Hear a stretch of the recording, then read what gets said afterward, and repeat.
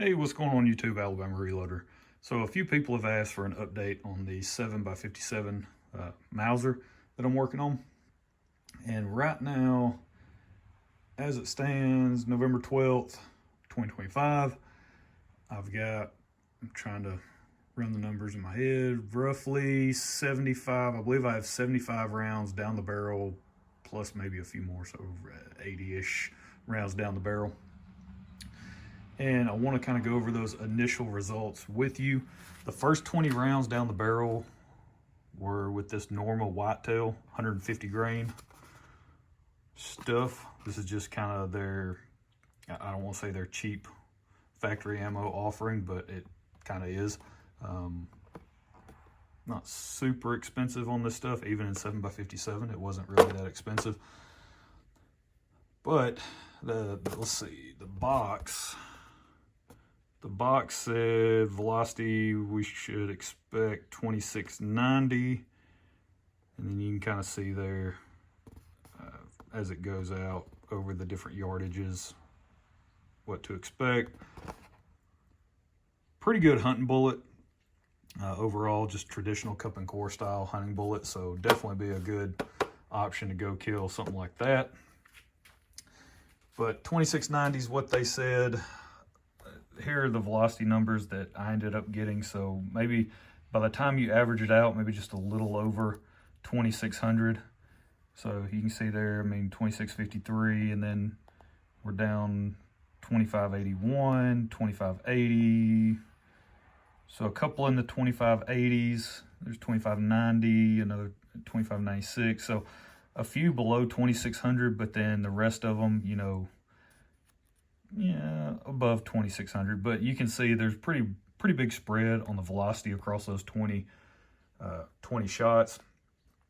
That's with the 150 grain bullet.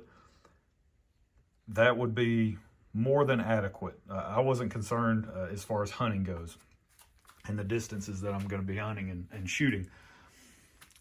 And I wasn't really concerned about the accuracy or the precision of the factory ammunition, because I don't really care about that since I'm going to be hand loading for it. It's just really, I wanted to get 20 shots down the barrel, clean it, and then I had also purchased 2 boxes of the Mauser premium brass for this project. So it's 2 50 count boxes. So I had 100 pieces of brass to work with. And my plan was, and I've already gone over this in other videos, was just simply load up all 100 pieces with a pretty benign charge of whatever powder I could find and throw in a random bullet, load up 100 of those, go out, shoot all 100 pieces of brass, get them fire formed, then come back and we'll start to focus on load development, right? So get 120 shots on the barrel, come back, then we can start to dive into some more serious load development and kind of testing different powders, bullets, and all that fun stuff. Things that I'm actually excited to test, right? This was more or less just to get the brass fire formed. So far, like I said, I've shot those 20, and then I have put another 55 down the barrel with this bullet. You guys, if you've been around the channel for any length of time, you'll definitely recognize these. These are the Federal 175 grain tipped fusion bullets. These are pulled bullets that I picked up from AmericanReloading.com. Those shoot really, really well in my 280 Ackley Improved, and I've shown that time and time again. Great bullet, especially in that cartridge, and be a great hunting option. Even as a pulled bullet, these things have performed very well. And so just to fire form the brass, I thought, well, that's a good option. Let me just burn through some of these, I don't want to call them extra bullets, but kind of the outliers, because I went through and weight sorted that batch of bullets that I received from American Reloading. And, you know, we kind of had some light bullets, some heavy bullets relative to sort of the bell curve, right? The distribution of the weights. We had some outliers where we had some that were pretty light, all the way down like 173.9 grains. Then we had some heavies all the way up to like 175.8, right? So almost a 2 grain spread in bullet weight across, I think I had 500 of those, ordered 500, I believe. So I went ahead and just kind of pulled the outliers, and I pulled the outliers, plus chose a powder that I didn't really have a lot of, and I just wanted to kind of not get rid of the powder, that's probably the wrong way to say it, but I had some of this powder just laying around. I really wasn't going to use it in anything else, and so I just wanted to load up as many as I could to get rid of that powder. And that was Accurate 2700. Not that there's anything wrong with that powder, it's just I picked that powder up a long time ago and never really used it in much of anything. I've loaded a little bit in 6.5 Creedmoor with it, but for the most part, really haven't messed with that powder much at all. And so it just been sitting collecting dust in the closet. So I figured, you know what, might as well just use that powder. So that's what I did. I loaded up. I was able to get 70 rounds out of the 100. So 70 pieces of brass. I was able to load up 70 of the 100 with Accurate 2700 and this 175 grain bullet. I chose 40 grains as the charge weight. Just again, not really trying to get too wild with the charge weight. I can't remember what the range was as far as the charge weight range that I was going to operate within, but I chose 40 grains as kind of a safe place just to do some fire forming, and loaded up 70 rounds, the other 30 out of the 100. So if you went to public school and you struggle with math, 100 minus 70, that gives you 30. So there's 30 pieces left that I need to account for and try to fire form. So what I ended up doing with that, because I ran out of Accurate 2700, was I picked another powder that I didn't really have a lot of to load up, again, just kind of get rid of the powder, and that was Accurate 4064. I had just enough of that powder left to load up the remaining 30 with 41 grains of powder, and on that one I switched over to the Sierra 140 grain Game King. I have an older box, a pretty old box of Sierra Game King bullets, and so I figured might as well just burn those up. So that's the 100 pieces. I shot 55 of the 70, and so that's the targets that you're about to look at. It's actually 2 different targets. I shot these on 2 different days. It just trying to shoot that many rounds through one rifle in one range session when you're trying to let the barrel cool down, it takes forever. So I ended up breaking this up into 2 different range sessions. I shot 30 rounds the first range session and then 25 the next. And so this is the first 30.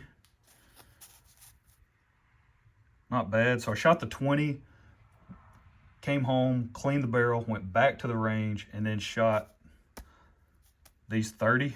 And this was the first shot after I'd cleaned the barrel, and then shot the remaining 29, point of aim, point of impact. It doesn't really matter. But the group ended up being 1.596 inches. Again, this is just with 40 grains of Accurate 2700, and that pull bullet, it wasn't really meant to be anything other than a fire forming load, right? So really, really happy with how that turned out. Got back home from the range, cleaned the barrel again, scrubbed it back down, and then went back out for another range session on another day, and I shot these 25, which they came in just under 1.5 inches for these 25. So I'm really, really happy with how this project is starting off. I mean, this is making me pretty pleased with how, or I guess it's kind of, I want to temper my expectations, but at the same time, I'm pretty pumped about how this is shot through the first 75, 80-ish rounds that I've put down the barrel. So again, with just a random fire forming load. Oh, the velocities on that, they're slow.